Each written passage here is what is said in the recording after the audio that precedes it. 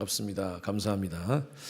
자, 올 한 달 동안 가정의 달을 맞이하여서 우리가 어떻게 우리 자녀들을 양육할 것인지, 또 우리가 부모님을 잘 공경할 것인지, 또 지난주에는 부부간에 어떻게 참 좋은 아름다운 부부로 이렇게 살 것인지에 대해서 말씀을 함께 나누었고요. 오늘은 우리에게 맡겨진 아름다운 공동체, 또 교회를 어떻게 사랑할 것인지에 대해서 함께 말씀을 나누겠습니다. 현대를 특징하는 가장 대표하는 단어라면 저는 이거라고 봅니다. 고립, 고독이라고 보여요. 사람들이 굉장히 많이 지금 많은 연결이 되어 있습니다. SNS로 지금 수많은 친구들, 팔로워들을 만들어서 그렇게 연결되어 있지만, 아이러니하게도 참 만나서 마음을 터놓고 얘기할 수 있는 상대가 없다, 한 사람이 없다. 그런 것 때문에 괴로워하고 고독감에 빠지고, 그리고 심지어 자살하는 분들도 간혹 있습니다. 이렇게 된 이유가 뭔가? 전문가들이 이렇게 얘기합니다. 가족 공동체의 붕괴 때문이다 라고 얘기합니다. 여러분, 가족은요, 가장 가까이에서 가장 많은 사랑을 나눌 수 있는 사람이에요. 그런데 또 반대로 가장 가까이에서 많은 상처를 주고받는 사람이 바로 가족입니다. 평소에는 가족이 큰 힘이 되는 것을 잘 모릅니다. 그런데 어떤 상황, 어떤 어려움이 닥치면 그때 가족이 참 힘이 되는구나라는 것을 깨달을 때가 있습니다. 실화입니다. 1846년에 서부 개척 시대입니다. 그 당시 동부에서 많은 사람들이 서부 개척을 위해서 사람들이 움직였습니다. 당시 81명의 사람들이 캘리포니아 네바다 도넌 계곡에서 고립이 됩니다. 6개월 동안 눈폭풍 때문에 꼼짝을 못하고 그곳에서 고립이 됩니다. 81명 중에 아주 건장한 독신 남자가 15명이었습니다. 이듬해 봄 6개월이 지나고 나서 독신 남자들은요, 그 구조대가 왔을 때 독신 남자들은 15명 중에 3명 외에는 다 죽었어요. 그런데 가족으로 있었던, 심지어 노인, 또 몸이 아픈 병든 사람들, 아이들 대부분은 다 살았다고 합니다. 이 사건을 나중에 분석을 합니다. 인류학자 도널드 그레이슨이라는 사람이 이 상황이 도대체 어떻게 이렇게 된 사람인가, 이렇게 건강한 사람들이 왜 죽고 몸이 아프고 나이가 많으신 그런 분들은 이렇게 다 살아있을까, 그걸 연구를 해보니까 결정적인 생존의 결정적 요인은 바로 가족이었다는 거예요. 가족. 이분이 이렇게 씁니다. 도널드 그레이슨이 생사가 불투명한 암담함 속에서 가족이 있는 사람들은 서로 챙겨주고 다독였다. 가족은 생존의 보정수표였다. 생사가 교차되는 그런 극한 상황에서 가족이 함께 있느냐, 나 혼자 있느냐가 생존의 유일한 이유였다는 것입니다. 여러분, 가족은요, 물리적으로 가까이 있든 멀리 있든 가족이 있다는 것 자체가 우리한테 큰 힘이 되는 줄로 믿습니다. 사도 바울은 오늘 이 에베소 교회에 목회하는 디모데에게 편지를 씁니다. 그러면서 외로운 세상의 유일한 대안이자 치유책이 뭐냐? 바로 교회라는 것을 얘기합니다. 그리고 교회는 바로 가족임을 얘기하고 있습니다. 이 집 오늘 말씀 한번 보십시오. 다시 한번 띄워주세요. 말고요.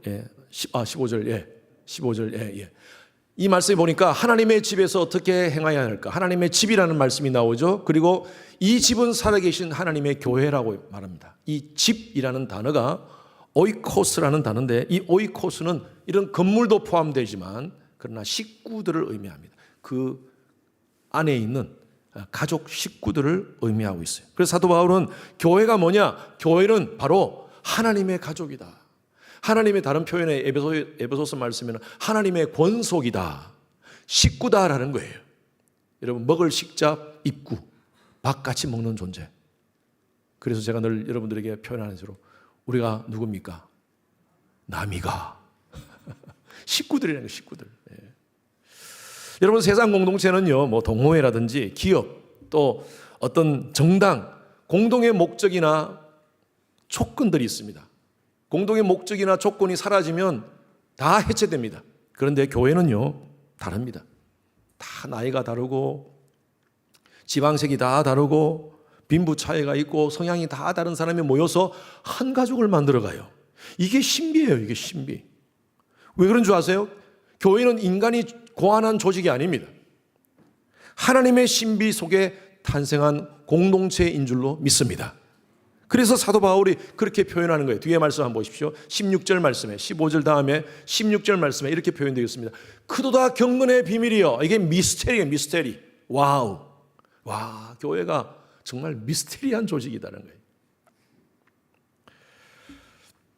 지난주 우리 유스 시니어 파티를 했습니다. 시니어 아이들 졸업하면서 시니어 파티를 했는데 우리 교회 시니어 파티 뭐 하여튼 친교실이 꽉 찰 정도로 그날 많이 왔고 아이들 그 12명이 졸업을 합니다. 졸업을 했고 그래서 우리 시니어 파티 때는 아이들이 다 나와가지고 엄마 아빠한테 편지, 감사의 편지를 읽고 또 엄마 아빠는 또 격려하고 위로하는 그런 편지를 읽으면서 눈물바다가 되면 눈물바다. 그날도 아주 막 너무너무 어리스러운 자리였어요. 서로 축복하고 같이 기도하고 격려하고.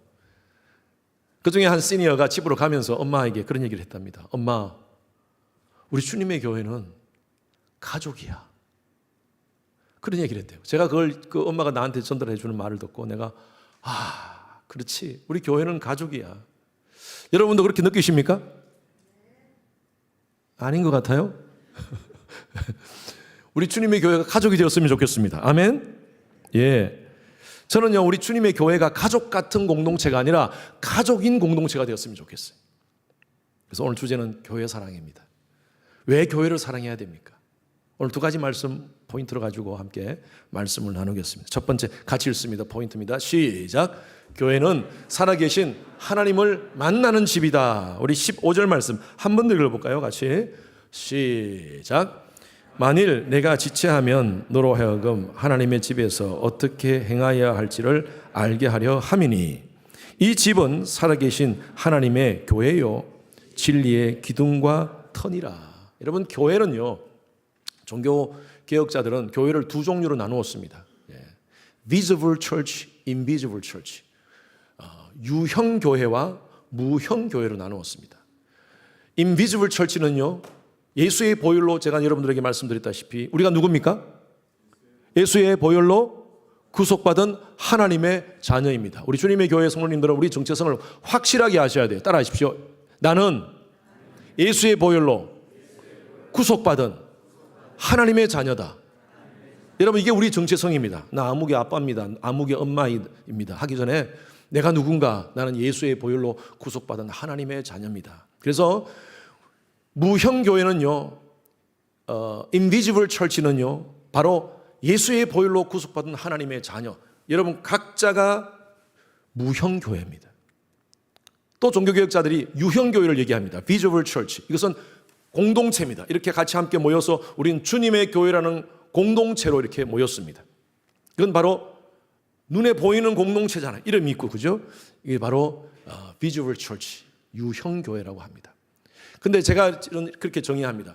교회는 뭐냐? 교회는요, 저는 이렇게 정의합니다. 예수의 보혈로 구속받은 하나님의 자녀로서 유형, 무형 교회다 라고 저는 얘기하고 싶어요. 자, 그런데 사도 바울은 단순히 하나님의 집이 아니라 이 집을 설명하면서 뭐라고 설명합니까? 그 앞에 이 집은 그 다음 살아계신 하나님의 교회라는 것입니다. 여러분, 교회인데 살아계신 하나님이 임재하시는 교회라는 거예요. 하나님 살아계심을 믿으십니까? 다시 한 번 더. 하나님 살아계심을 믿으시는 분은 아멘. 하나님이 살아계시다면 여러분 정말 우리가 정신 차려야 돼요. 이 자리에 하나님이 살아계신 하나님이 이 자리에 함께 하시는 줄로 믿습니다. 그 당시에 에베소에 아르테미스라는 신전이 있었습니다. 엄청난 많은 사람들이 때마다 모여가지고 그곳에서 예배를 드립니다. 그 신전 앞에서 그 우상 앞에 예배를 드립니다. 사도 바울이 얘기를 하는 거예요. 그 신은 죽은 신이야. 그 신은 돌로 만들어졌고 나무로 만들어진 신이야. 그러나 우리가 믿는 하나님은 강조하는 거예요. 살아계신 하나님이시라는 거예요. 예? 우리가 이 자리에 예배 드리지만 인격적인 하나님이 이 자리에 함께 하십니다. 우리는 살아계신 하나님께 예배 드리는 거예요. 여러분, 하나님 살아계심을 믿으십니까? 성경 공부하다가 어떤 분이 목사님, 하나님 살아계신 거 어떻게 할 수 있습니까? 증명해 보십시오 라고 얘기하더라고요. 예. 그래서 사실은 그러면 제가 이렇게 물었어요. 하나님 살아계시지 않는 것을 증명할 수 있겠습니까? 라고 물었어요. 여러분, 하나님이 살아계신다, 유실론적 증명보다 무신론적 증명이 유신론 증명보다 더 힘들다는 거 아십니까? 여러분과 저와 사이에 지금 아무것도 안 보이죠? 그러나 많은 것이 안에 있습니다. 공기가 있고요. 우리 와이파이 전파가 지금 다 뜨고 있지 않습니까? 전파들이 있습니다. 아이들이 어릴 때는요, 눈에 보이는 것만 믿어요. 그래서 엄마들이 가끔 이렇게 아이들하고 그러잖아요. 앞에 엄마가 있다가 갑자기 엄마가 사라지면 방에서 부엌으로 가버리면 아이들이 울잖아요. 왜 울어요? 엄마가 없다는 거예요. 엄마가 없다는 거예요.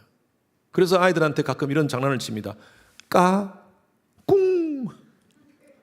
까 하면 애들이 엄마가 안 보이니까, 자기 눈에 엄마가 안 보이니까 울다가 꿍 하면 나타나잖아.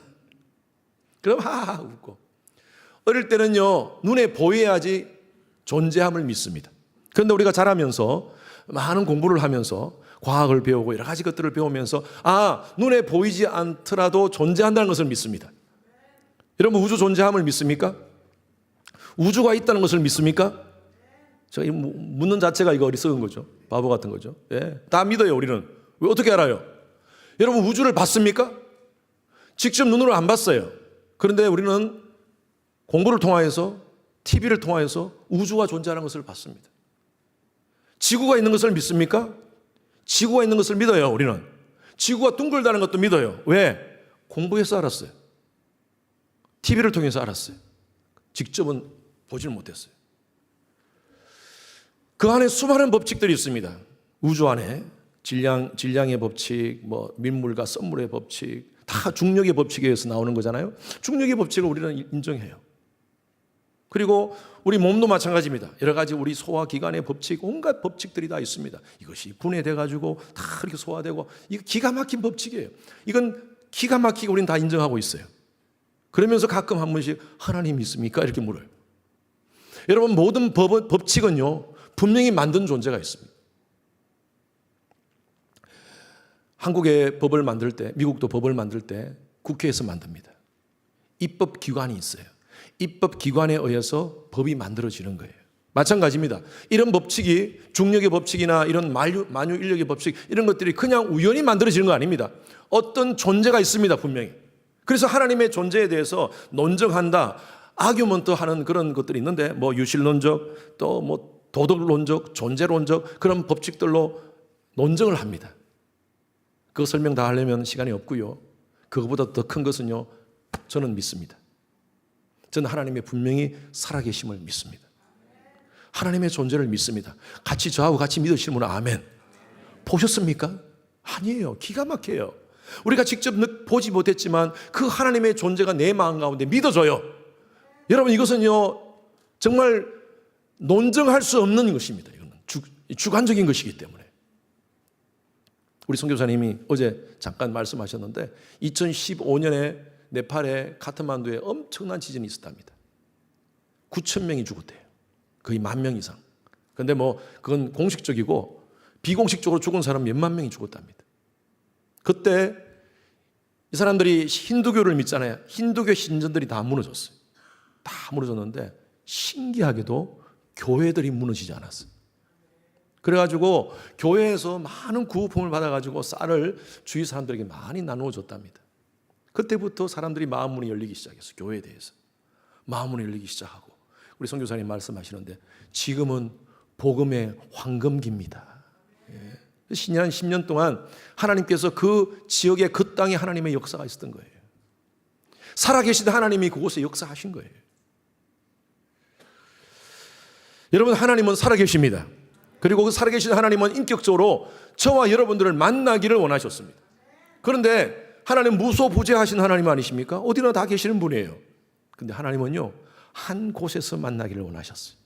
그 집을 만들어 놓으셨어요. 한 장소를 만들어 놓으셨어요. 아브라함, 이삭, 야곱 때는 하나님이 그 돌 제단을 쌓도록 하고 거기에서 하나님 만나시겠다 했어요. 광야 시절 모세에게는요, 하나님이 성막을 짓게 하셨어요. 그리고 그 성막에서 하나님이 내가 너와 만나고 내가 너에게 말하리라. 그래서 모세와 여호수아가 그 성막에서 하나님을 만난 거예요. 그리고 솔로몬 시절에는 성전을, 템플을 짓게 하셨어요. 성전을 짓게 하셨어요. 그리고 솔로몬은요 엄청난 성전, 화려한 성전을 짓습니다. 그가 성전을 봉헌할 때 이렇게 하나님께 기도합니다. 열왕기상 8장 27절 말씀 다 같이 읽습니다. 시작. 하나님이 참으로 땅에 가시리이까 하늘과 하늘들의 하늘이라도 주를 용납하지 못하겠거든. 하물며 내가 건축한 이 성전이오리이까. 이 말은 뭐냐면요, 하나님은 엄청나게 크신 하나님이심 아닙니까? 우주 만물을 창조하시고 모든 것을 주관하시는 하나님이 어떻게 이런 성전에, 물론 그 성전은 엄청나게 컸지만, 솔로몬의 성전은 컸지만 솔로몬이 얘기하는 거예요. 하나님 이렇게 좁은 곳에 어떻게 하나님이 오실 수 있겠습니까? 이건 반응법적입니다. 하나님, 이곳이 좁지만, 그 크신 하나님이 이곳이 좁지만 이곳에 임재하여 주시옵소서. 그렇게 기도하는 거예요, 하나님 앞에. 여러분, 그래서 성전은요 하나님이 임재하는 곳입니다. 하나님의 영광이 나타나는 곳인 줄로 믿습니다. 교회가 교회되기 위해서, 성전이 성전이 되기 위해서는요 하나님의 임재가 있어야 돼요. 그런데 이게 신약 시대에서는 확 개념이 바뀝니다. 혁명적으로 바뀝니다. 건물에 대한 성전의 개념은 무너지고요, 그리고 예수의 피로 구속받은 성도가 교회가 돼요. 그리고 성도의 공동체가 교회라고 말씀하고 있습니다. 대표적인 말씀이죠. 고린도전서 3장 16절 말씀 같이 읽습니다. 시작. 너희는 너희가 하나님의 성전인 것과 하나님의 성령이 너희 안에 계시는 것을 알지 못하느냐. 하나님의 영이 계하시는 곳, 하나님의 임재가 있는 곳, 바로 그것이 성전이라는 것입니다. 다른 말로 하면 하나님의 임재가 없는 곳, 아무리 건물이 크고 화려하고 수많은 사람이 모여있다 하더라도 그곳에 하나님의 임재가 없다면 그곳은 교회가 될 수 없다는 것이에요. 그래서 신약 성경에는 하나님의 임재를 쉐키나라고 얘기합니다. 한번 따라하세요. 쉐키나. 발음 잘못하면 욕이 돼요. 쉐키나. 이거 얼마나 거룩한 이름인지 몰라요. 다른지 몰라요. 하나님의 임재를 상징합니다. 하나님의 영광을 상징합니다. 그래서 여러분, 과거에는요 성막 작고 초라했지만 그곳에 모세가 있었고 여호수아가 있을 때 성경이 어떻게 표현되냐 하면요, 여호수아는 그 안에 있으니 하나님의 영이 머물렀더라, 이렇게 표현되어 있어요. 그게 바로 쉐키나예요. 쉐키나. 사도 바울도 이렇게 이야기합니다. 사울이 성령으로 충만하였더니, 사도 바울이라는 사울이 성령으로 충만하였더니 바로 이게 쉐키나예요. 베드로가 성령이 충만하여 할 때 베드로도 쉐키나의 영광을 경험했어요. 스데반도 마찬가지입니다. 성령이 충만하여 쉐키나의 영광을 경험했어요. 7 집사를 뽑을 때 너희 가운데 성령과 지혜가 충만한 자, 바로 쉐키나의 영광을 경험한 사람을 뽑으라는 거예요. 저희 교회도 지금 임직을 위해서 8월 달부터 지금 모든 투표 절차를 지금 진행할 것입니다. 저는 제 마음 가운데 우리 장로님, 권사님, 안수 집사님들 정말 성령과 지혜로 충만한 쉐키나의 영광을 체험한 분들이 뽑혔으면 좋겠어요. 오늘이 교회력으로 성령 강림 주일입니다. 교회 공동체는요 성령의 임재로 시작하였고 성령의 임재가 바로 교회 공동체예요. 교회는요 성령의 임재 없이는 교회가 될 수가 없습니다. 쉐키나 영광이 있어야 돼요. 만약에 하나님의 영광이, 쉐키나 영광이 떠났다면 그곳은 그냥 단순히 종교 건물입니다. 제가 재작년에 우리 교단의 모임이 있어가지고 웨일즈를 방문했습니다. 영국 그쪽에 웨일즈를 방문했는데 거기 웨일즈, 스코틀랜드, 또 영국 이렇게 다 그곳을 방문하면서 같이 거기서 기도하고 신학교에 가서 기도하고 그렇게 했는데, 너무 안타까운 것은요 교회를 갔는데 대부분의 교회가 너무너무 화려합니다. 진짜 멋지게 지었어요. 500년 전에 지었던 교회들이 얼마나 화려한지 엄청난 돈을 들여가지고 지었어요. 그런데 지금 다 그 대부분 교회들이 식당, 관광상품 가게, 문화공연장으로 바뀌어졌어요. 너무너무 가슴이 아팠어요. 왜 그런 줄 아세요? 하나님의 영광이 떠났어요. 성령 충만한 사람들이 그곳에 모이지 않으니까, 성도들이 모이지 않으니까, 성도들이 그곳에 하나님의 은혜를 사모하면서 모이지 않으니까 세속적인 모임이 있는 곳은 하나님의 영광이 떠나게 되는 거예요. 저희 주님의 교회는 하나님의 영광이 임하는 교회가 되기를 소원합니다. 그래서 여러분들이 각자가 거룩한 성전이 되시기를 바랍니다. 그래서 우리 하나님의 임재하는 이 집을요, 세속적인 것으로 채우지 맙시다. 인간의 욕망으로 채우지 맙시다. 더럽게 하지 맙시다. 아멘. 여러분 각자가 교회 아닙니까? 우리 자신을 마찬가지. 우리 자신을 여러분 세속적인 가치로 채우지 맙시다. 교회를 오래 다녔다고 하는데 하나님의 은혜를 경험하지 못하고 하나님 말씀을 통해서 성전이 되지 못하면, 여러분 쉐키나 영광을 경험하지 못하면요, 그냥 교회만 있을 뿐이에요. 교인으로만 있을 뿐이에요. 진정한 성전이 될 수가 없어요. 하나님의 영이 있을 수가 없어요. 그런 분들이 있습니다. 목사님, 교회만 오랫동안 다녔는데 별로 가슴이 뜨거운 것도 없고 그래요. 그래요. 왜 그런 줄 아세요? 쉐키나 영광을 경험하지 못했기 때문입니다. 말씀을 통하여서 오늘 우리 하리순 자매 참 아주 귀한 간증을 했는데, 무엇으로 사람이 변할 수 있겠습니까? 청년이 무엇으로 그 행실을 깨끗게 하리요? 주의 말씀을 따라 삼갈지어다. 하나님 말씀이 채워지지 않으면요, 절대 변할 수 없어요. 그냥 교회만 다닌다고요? 교회 사역만 한다고요? 조금 제가 죄송한 표현으로 표현할게요. 교회 놀이만 하는 겁니다. 그래서 정말 우리 주님의 교회가 되었으면 좋겠습니다. 아멘. 새 성전 우리가 준비하고 있어요. 우리 장로님 정말 열심히 앞서서, 우리 김규선 장로님이 앞서서 지금 교회 성전 이전을 위해서 준비하고 있습니다. 열심히 하셔야 돼요. 그러나 우리 여러분 성도님 각자는요, 우리가 새 성전에 가서, 지금도 마찬가지지만 새 성전에 가서 우리 각자가 하나님의 영광이 임하는 쉐키나가 되게 하여 주시옵소서. 교회가 되게 하소서. 우리가 먼저 준비가 돼야 돼요. 저 올라가면 하나님께서 사람들 많이 보내주시겠지. 여러분 그렇게 들떠있지 마십시오. 저는 그래요.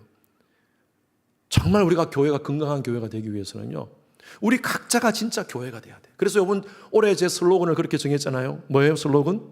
교회가 되어 교회로 살자. 여러분 각자가 교회가 되셔야 됩니다. 하나님의 임재가 강한, 하나님의 쉐키나 영광이 임하는 그런 교회가 되시기를 주님 이름으로 축원합니다. 교회의 본질은 하나님의 임재입니다.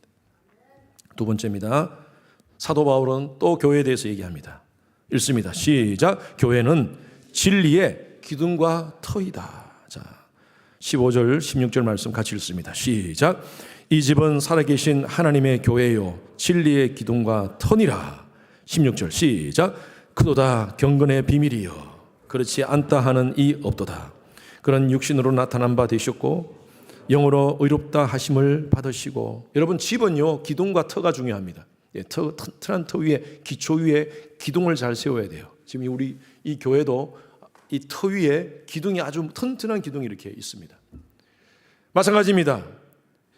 마태복음 16장에 보면 예수님께서 제자들에게 중요한 질문을 합니다. 가이사라 빌립보를 지나가시다가 아마 그곳에 큰 로마 황제의 신전이 있었던 것 같아요. 많은 역사학자들이 그렇게 얘기를 합니다. 그 큰 로마 황제의 신전을 바라보면서 제자들에게 얘기합니다. 세상 사람들이 나를 누구라 하느냐? 선지자라 합니다. 누구라 합니다. 누구라 합니다. 그래? 그럼 너희들이 나를 누구라 할까? 너희들은 나를 누구라고 할까?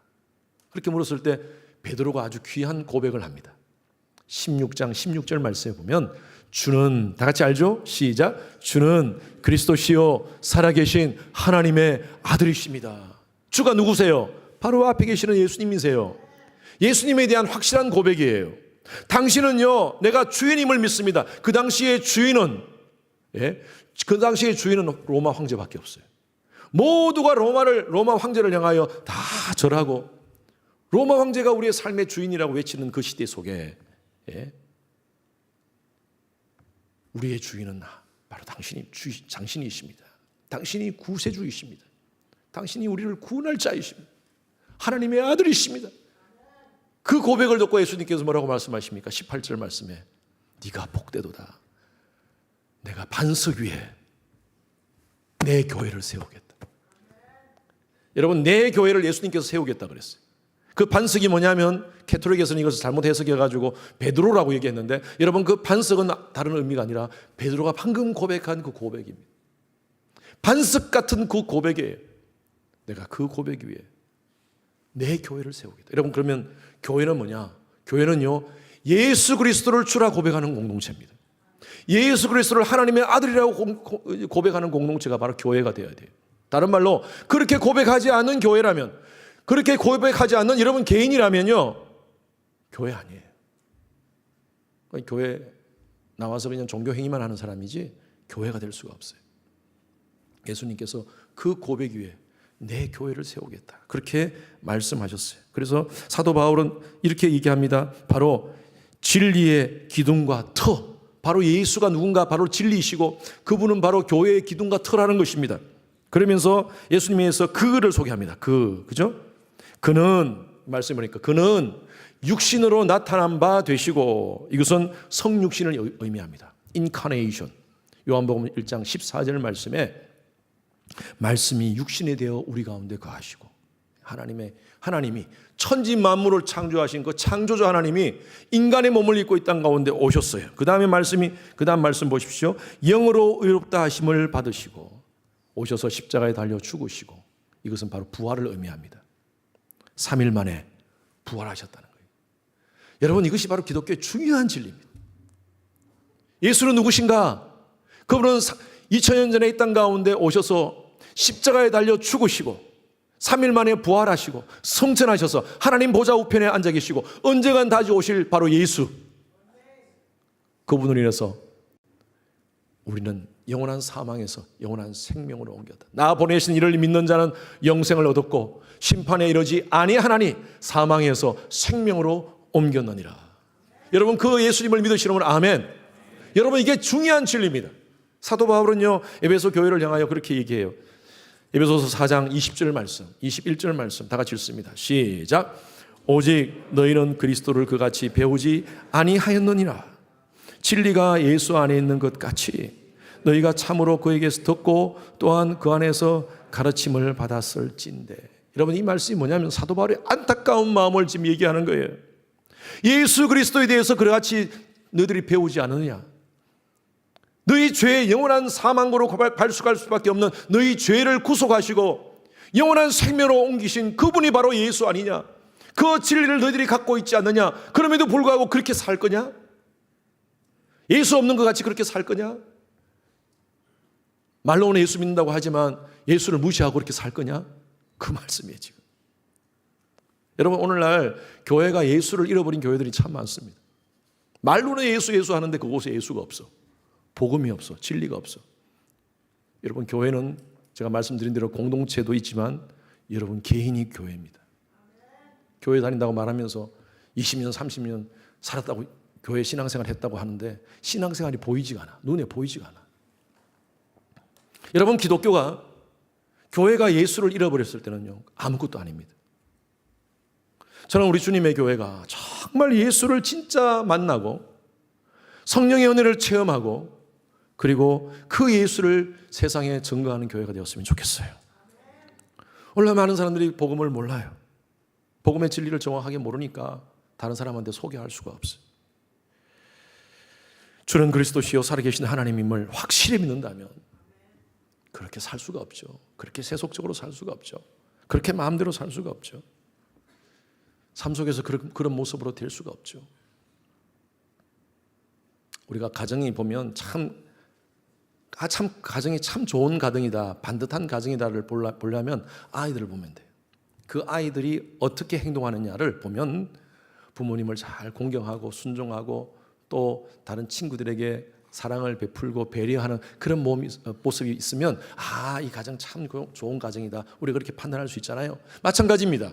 진짜 우리가 믿는 진리가 진짜 진리라면 여러분, 세상 사람들은요 우리를 통하여서 예수를 읽기를 원해요. 절대 성경 안 읽습니다. 세상 사람들은. 왜? 하나님 자체를 믿지 않기 때문에. 그런데 그들은 읽는 게 있습니다. 우리의 행동을 읽습니다.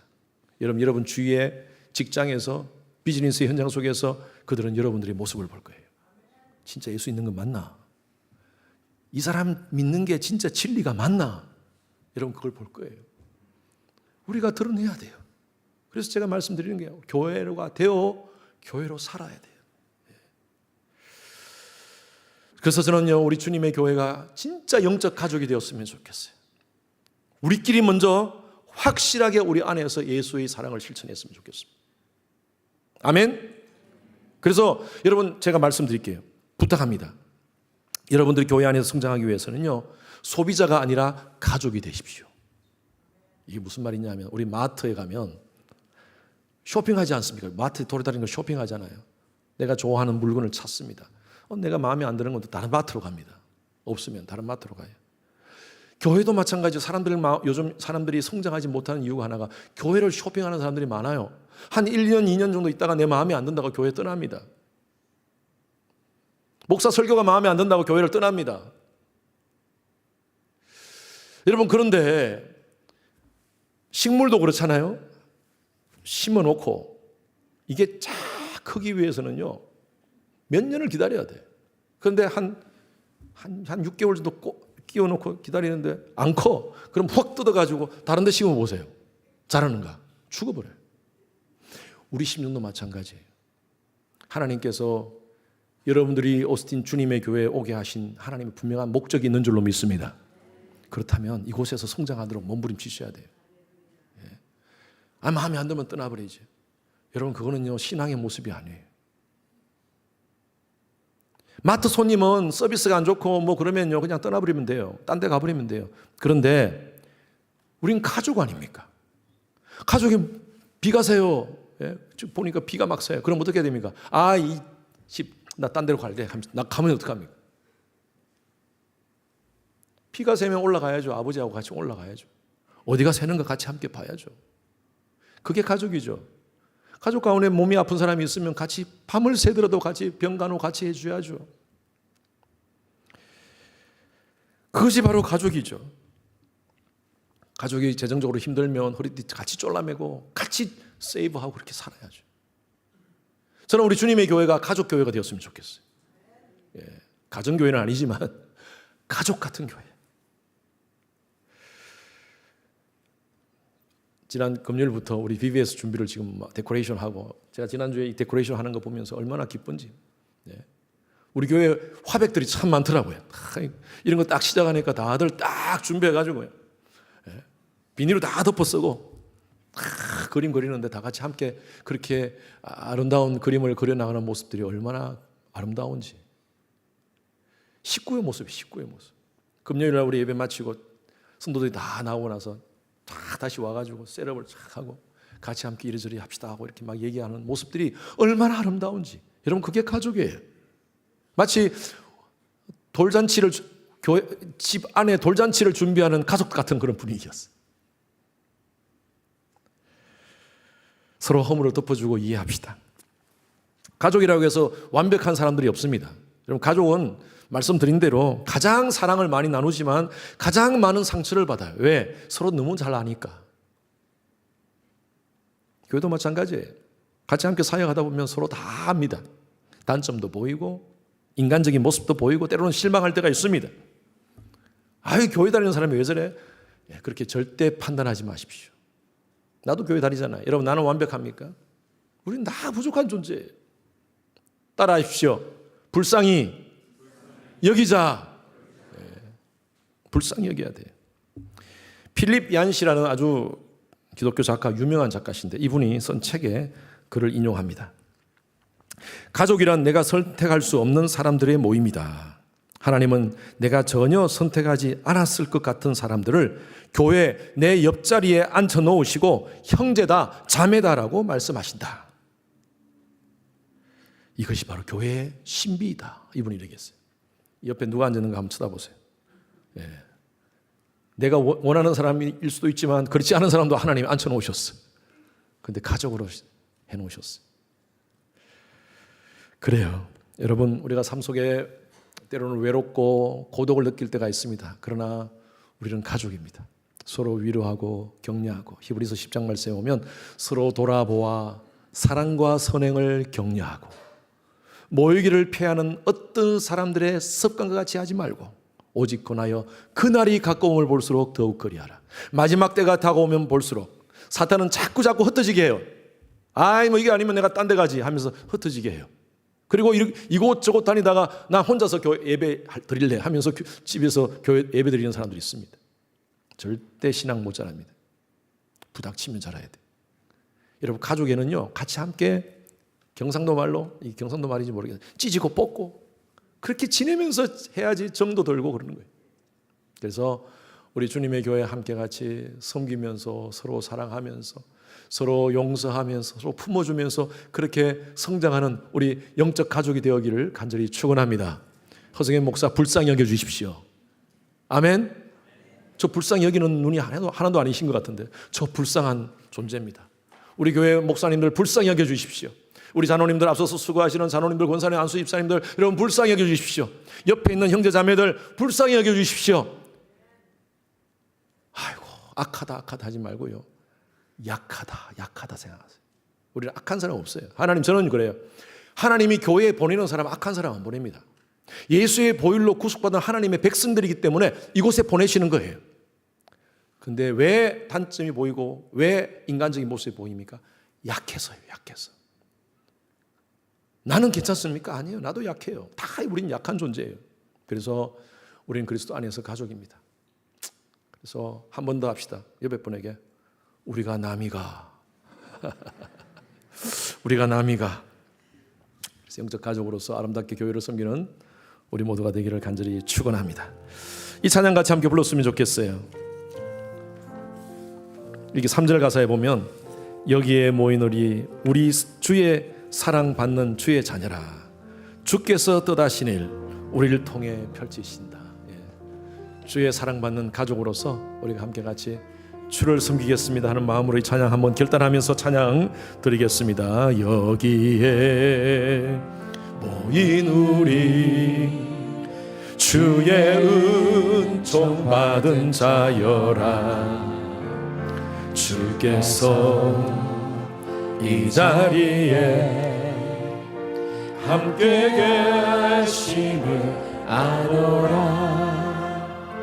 언제나 주님만을 찬양하며 따라가리니 시험을